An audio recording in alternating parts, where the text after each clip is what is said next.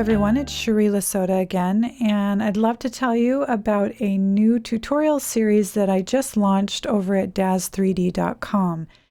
The first one is called Rendering Fast Track, and the Fast Track series focuses on getting beginners up to speed as quickly as possible. You want to jump in, get a base of knowledge, and really work that skill set from the very beginning with all the tools at your disposal. So we jump right into the interface, and then we go into creating a quick render. So we're loading and clothing and posing a figure, and I guide you along with handy tips, best practices, and the tools you'll need to take with you to progress to more complex projects.